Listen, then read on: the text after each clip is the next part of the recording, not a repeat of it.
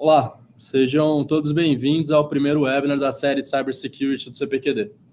Meu nome é Bruno Gomes, sou o Product Owner das Soluções de Segurança da Informação e falarei sobre como o aumento da sofisticação das ameaças cibernéticas tem demandado a utilização de soluções disruptivas.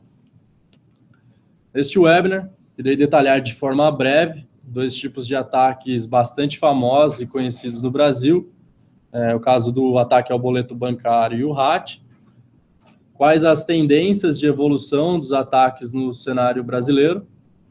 Irei falar um pouco sobre o caso do Cu e como podemos extrair informações e aprender algumas lições a partir da análise de um malware.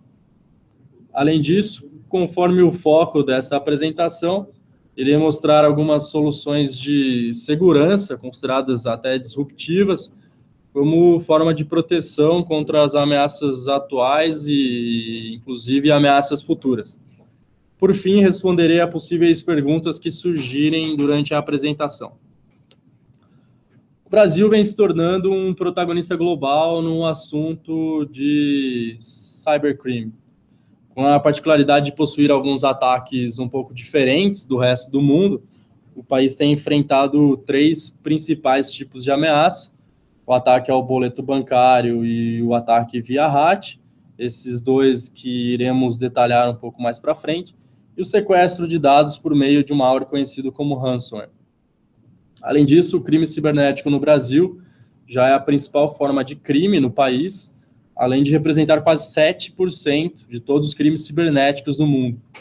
O país já ocupa a 8ª posição dentre os países com maior atividade maliciosa, e a 5ª posição dentre os países com maior tráfego de spams no mundo.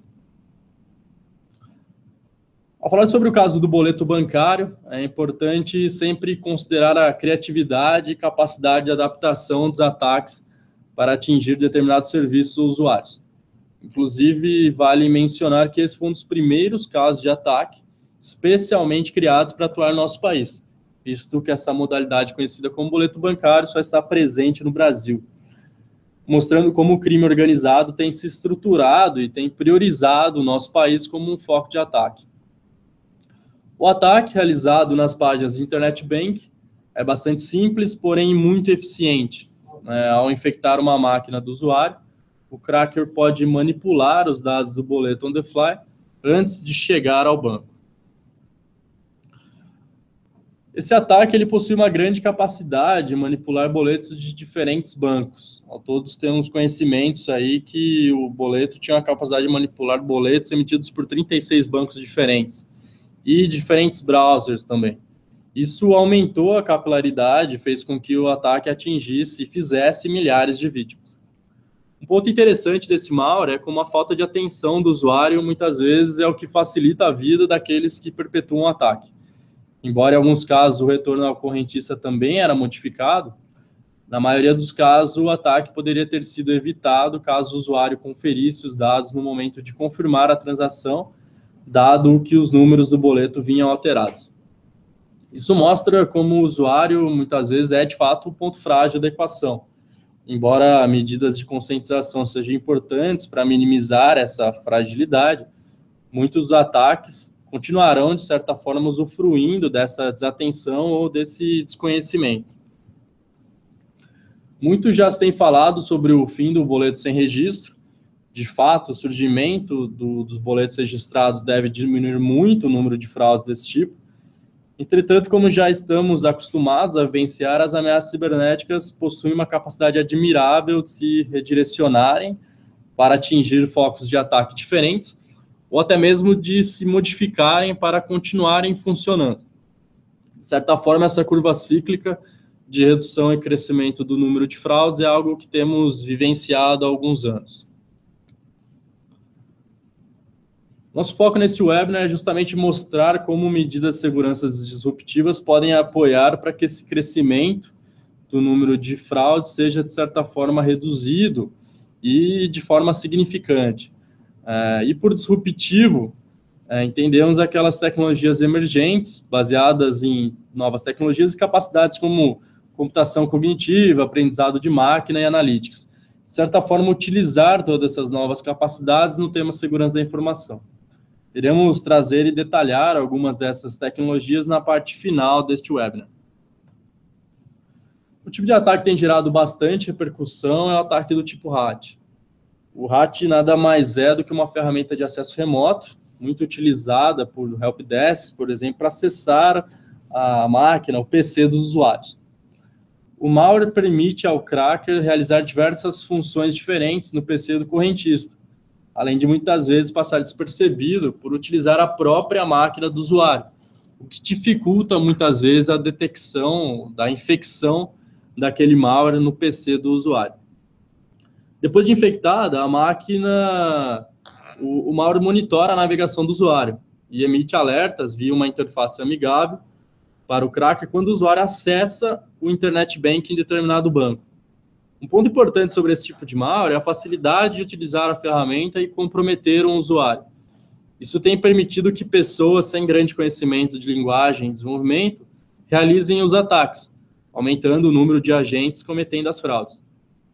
O malware ele é muito mais abrangente que o malware, por exemplo, do ataque ao boleto, pois permite ao cracker realizar diferentes transações monetárias e não monetárias, além de possibilitar com que ele direcione a fraude para outros canais, como contact center, mobile banking e até outros, pois ele permite que o cracker faça o roubo das credenciais ou até mesmo de informações cadastrais do usuário. Isso reforça aquela curva de ataques, mostrando como novos tipos de ameaças surgem para garantir que os fraudadores continuem ganhando dinheiro de forma ilegal. Alguns pontos preocupantes com relação ao RAT são, de fato, as telas amigáveis e fáceis de operar, que têm permitido uma maior até popularização desse ataque. Outro ponto é a capacidade de atingir um grande grupo de usuários a partir de engenharia social e ocultar seus rastros até para que mesmo usuários mais experientes e conhecedores também caiam na armadilha. O comércio eletrônico é um outro potencial alvo desse ataque. Isso já tem sido visto em outros países e, embora muitos tenham falado sobre Internet Banking, o e-commerce pode enfrentar problemas semelhantes, visto que a ferramenta permite, inclusive, monitorar a tela do usuário e roubar os dados de cartão do usuário, além de login e senha. Uma tendência a ser observada nos próximos anos é o surgimento de mobile rats. Isso deve, inclusive, se intensificar conforme o uso do mobile banking também se massifique em nosso país. Olhando agora para as tendências de evolução das ameaças cibernéticas, temos 4 pontos bastante interessantes que devem moldar os próximos anos, devem moldar como os ataques devem aparecer no Brasil nos próximos anos. O primeiro é o aumento da sofisticação dos ataques. E essa sofisticação aliada à criatividade dos criadores de malware. Muitas vezes essa sofisticação ela não está no código do malware em si, mas sim no processo utilizado para perpetuar o ataque. Malwares mais direcionados para ataques a serviços específicos devem continuar aparecendo. Além disso, os kits disponíveis na internet estão permitindo que usuários sem conhecimento em linguagem e desenvolvimento utilizem os malwares para a realização de fraudes. Isso vem aumentando o número de atacantes em potencial, dado a facilidade em utilizar esses kits. Indo nessa direção, o mercado negro de vendas desses kits está muito mais estruturado, com treinamentos disponíveis, além de vender ataques como serviço por preços bem atraentes. Isso tem incentivado a utilização desses kits no país. O último ponto é a própria visibilidade que o Brasil tem ganhado como uma fonte de possibilidades. Dado o grande volume de transações e usuários conectados, já somos a 9ª maior economia do mundo, isso vem atraindo a atenção também de criminosos de outros países. Olhando especificamente para os grupos que atuam, os grupos de criminosos cibernéticos que atuam no Brasil, nós temos visto, principalmente por estarem focados em melhorar a qualidade e sofisticação dos malwares brasileiros, desenvolvedores de softwares maliciosos no país têm se aproximado de grupos do leste europeu. A troca de experiência e desenvolvimento de colaboração tem potenciado e melhorado a capacidade de causar danos por grupo de criminosos atuantes em nosso país. Além disso, os criminosos cibernéticos não estão apenas focados em melhorar a qualidade desses códigos, mas também de utilizar a infraestrutura de outros países. E isso deve continuar crescendo nos próximos anos. Além disso, considerando o alto investimento e dedicação de tempo para a criação desses ataques, a expectativa de fraudes pelos criminosos tem aumentado muito. Ou seja, isso deve aumentar também as perdas médias originadas pelos malwares, que devem surgir de uma forma mais ordenada e massiva. Para os próximos anos, existem aí 5 expectativas também com relação às ameaças cibernéticas. Muitas delas já vivenciadas em outros países ou até mesmo por aqui. Os ataques devem continuar melhorando sua capacidade de se manterem invisíveis, além de serem mais pacientes, aguardando atingir uma grande massa de usuários infectadas antes de começar a agir de fato. Isso deve criar grandes janelas de desconhecimento, fazendo com que o malware fique ativo por meses até ser detectado. Conforme mencionado anteriormente, os kits disponíveis devem continuar crescendo, garantindo aí a sua massificação no mercado brasileiro. Além disso, ataques voltados contra hardware e firmware devem se tornar mais comuns. Esses ataques atuam além da camada do sistema operacional, tornando-os mais resistentes e persistentes às ferramentas, principalmente aquelas que estão baseadas em detecção e remoção de malwares na máquina do usuário. Ofertas de ransomware as a service devem continuar crescendo. Os preços para a compra desse serviço têm diminuído bastante e atualmente é mais fácil encontrar ofertas desse tipo, inclusive nas próprias redes sociais. Ao analisarmos um malware, ficamos aí intrigados, com a sua capacidade de destruição e resistência frente aos diversos mecanismos de segurança existentes. Algumas dessas características, de certa forma, poderiam ser mais utilizadas por nós em nossos serviços ou até mesmo em nossos produtos. A primeira delas seria a utilização de uma ofuscação de código extremamente sofisticada. Embora muitas empresas já utilizem esse mecanismo em seus canais, esse é um ponto onde muita coisa poderia, de fato, ser melhorada, principalmente naquelas empresas que se utilizam apenas de softwares de mercado para ofuscar seus códigos. A gente tem visto que é crucial dificultar a engenharia reversa para impedir ou pelo menos dificultar que ataques ocorram. Lembrando que muitas vezes o nosso foco principal não deve ser impedir totalmente o ataque, mas sim tentar dificultá-lo ao máximo. O segundo e terceiro ponto refere-se a metamorfismo e polimorfismo. Essas técnicas têm sido bastante utilizadas por diferentes tipos de malware, principalmente, mas não somente de malwares sofisticados. A gente já tem visto essas técnicas utilizadas em diversos tipos de malware. O metamorfismo trata-se de uma mutação do código, do próprio corpo do malware, o qual gera uma versão diferente dele quando é executado. E o polimorfismo utiliza-se do mesmo raciocínio, porém na variação dos decifradores, que dificulta muitas vezes sua detecção por um antivírus, por exemplo. E o que isso tem a ver comigo? Essas técnicas podem ser utilizadas em páginas web, por exemplo, para evitar que ataques automatizados ou ataques em massa ocorram. Já existem soluções que permitem que as páginas web sofram mutações e variações periódicas a fim de torná-las mais seguras e desconhecidas para os atacantes. Um outro ponto interessante é a utilização de mecanismos de anti-tamper. Essas técnicas, além de estarem atreladas à detecção de violações de integridade, elas também possuem funcionalidades de resposta em situações de modificação ou monitoração. O último ponto seria a capacidade de evolução e utilização de técnicas novas e bastante criativas para aumentar a eficácia dos softwares maliciosos. Um outro ponto, talvez até importante de mencionar, é a capacidade de troca de informações, muitas vezes mais eficiente no mercado negro, onde existe uma aproximação muito grande desses grupos criminosos para trocar experiências e trocar conhecimento para poder cada vez mais evoluir e tornar mais sofisticados esses malwares. Atualmente já existem diversos mecanismos de segurança que que são utilizados pela empresa, né? Desde proteções baseadas em assinatura ou heurística, até centrais globais de inteligência e proteções avançadas contra malwares, ou até mesmo autenticação de 2 fatores, muito utilizada para garantir a autenticidade dos usuários.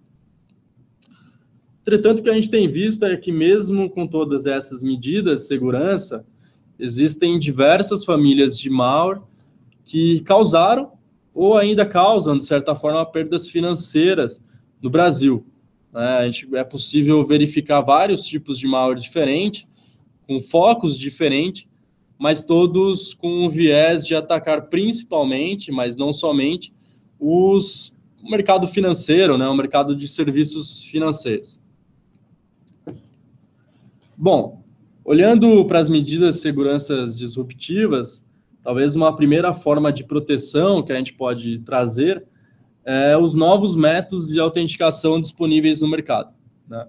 Desde os métodos mais inovadores, como análise de perfil, por exemplo, análise de perfil do usuário ou até mesmo padrão comportamental, biometria de voz, biometria de face, perguntas dinâmicas que correlacionam bases diferentes, até os métodos mais usuais e já mais utilizados, como perguntas desafio, fingerprint da máquina e token físico, por exemplo. Uma gama de métodos de autenticação está disponível, de fato, para que as empresas construam e escolham sua estratégia de autenticação do usuário, né? Algumas dessas tecnologias permitem, por exemplo, proteger contra diversos tipos de ataques ou contra ataques específicos, né? Se nós, por exemplo, avaliarmos a questão de soluções relacionadas à biometria comportamental, que avalia padrões de comportamento seja de um grupo ou seja de um perfil de um usuário específico, isso tem sido bastante utilizado para identificar e bloquear ações de hacks, por exemplo, além de outros tipos de ameaça. Essas tecnologias, muitas vezes, por não dependerem tanto de conhecimento específico de uma família de malware, muitas vezes ela ajuda a proteger contra aqueles ataques que ainda nós nem conhecemos ou ainda nem ouvimos falar. Outras tecnologias, por exemplo, como biometria de voz, biometria de face ou outras biometrias, podem ser utilizadas tanto no mundo web ou no mundo móvel, né, para evitar ataques man in the middle, roubo de credenciais, etc. O fingerprint, por exemplo, é um método de autenticação bastante utilizado, bastante eficiente, mas que em alguns casos ele falha, como o caso do RAT, visto que o RAT utiliza-se do próprio dispositivo da vítima para fazer as transações, né?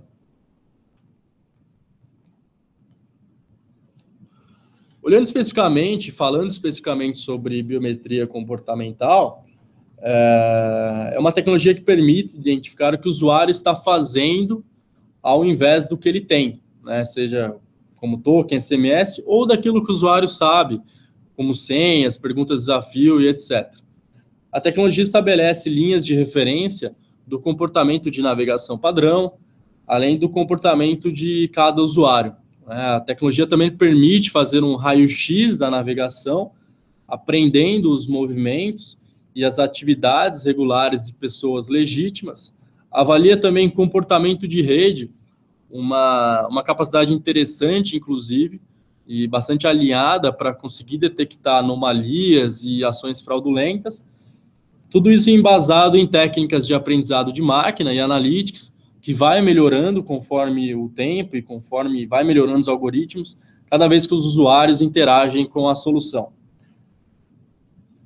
Todas essas capacidades tornam essa tecnologia bastante eficaz na detecção de RAT, por exemplo, além de ser uma ótima ferramenta que, integrando todas essas informações, ela apoia muito bem, principalmente quando estamos focados em avaliar ações relacionadas ao usuário, a camada do usuário, né? É uma ferramenta que gera insights e facilita o processo de tomada de decisão, por exemplo, ou até mesmo de investigação forense do banco, dado que ela traz informações que antes não eram disponíveis ou não estavam, de certa forma, disponíveis.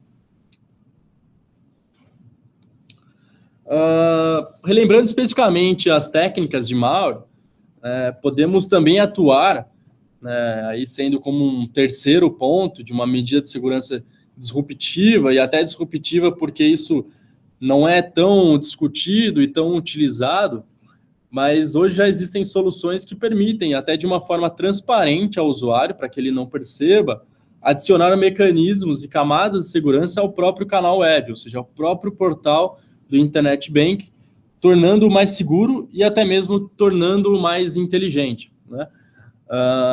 Um exemplo seria a utilização de um canal seguro adicional aos canais que a gente conhece, SSL e TLS. Em determinados componentes da página, pode ser uma medida simples, porém muito eficaz. Muitas das vulnerabilidades do TLS e SSL já são conhecidas, e essa poderia ser uma camada adicional capaz de minimizar o impacto dessas vulnerabilidades. A outra questão seria a questão da ofuscação de códigos, JavaScript, C++ e outros códigos utilizados, que também são bons aliados para evitar a engenharia reversa. Relembrando as técnicas de polimorfismo e metamorfismo, algumas soluções de segurança já permitem que páginas web utilizem-se dessa técnica para dificultar a ação de ataques automatizados, por exemplo, ou até mesmo a análise dinâmica do código por um hacker mal intencionado, né? Outro ponto interessante é a capacidade de incluir sensores na página, capazes de coletar insights do usuário de maneira transparente. Muitas técnicas têm sido desenvolvidas e estudadas com relação a isso, e elas têm sido principalmente utilizadas para coletar informações do usuário em momento de uso do canal, para enriquecer o score de uma transação, por exemplo. Outras técnicas, como mecanismos de anti-violação e técnicas de anti-engenharia reversa, também ajudam na proteção da página, além de permitir autodestruição ou até mesmo negar o serviço de forma automática. E esse serviço pode ser qualquer tipo de transação, por exemplo, que o usuário esteja tentando fazer. A gente poderia colocar triggers para avaliar se existe a atuação de algum malware e poder permitir a autodestruição daquele serviço ou até mesmo negar o serviço ou manter a atuação do serviço, mas trazer uma informação para que depois isso entre no processo de tomada de decisão, né?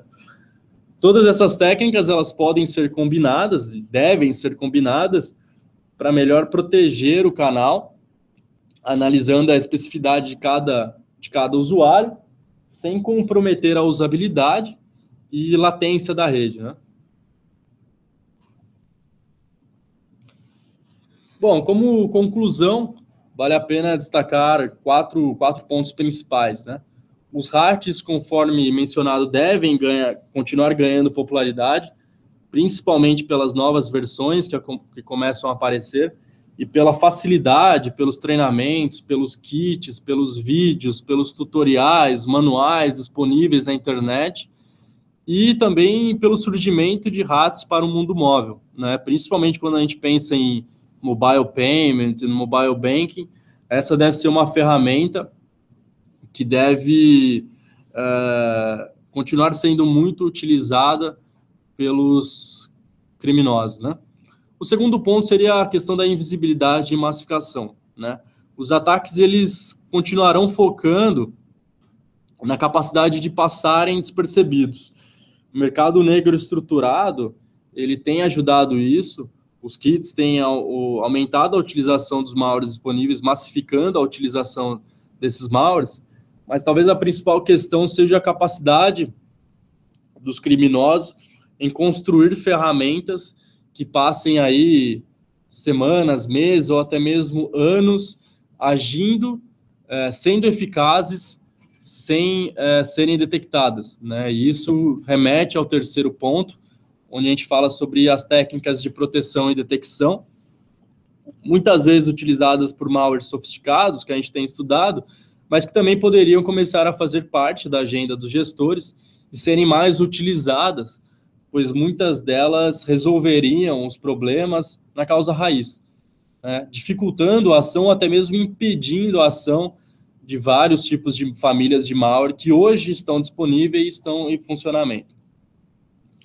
Como quarto ponto, a autenticação avançada, seja ela através da biometria comportamental ou autenticação avançada alinhada a outros métodos de autenticação, isso vem se tornando uma forte aliada no combate a fraudes e deve continuar sendo uma tendência de uso nos próximos 3 a 5 anos, principalmente no Brasil, visto que temos passado por uma onda de ataques e uso dos RATs, e que, conforme colocado, isso deve continuar por algum tempo sendo utilizado. Bom, uma série de webinars do tema Cybersecurity está prevista para os próximos meses, a ser realizada pelo CPQD. Para se cadastrar, basta acessar o portal do CPQD, o link está disponível na parte de cima.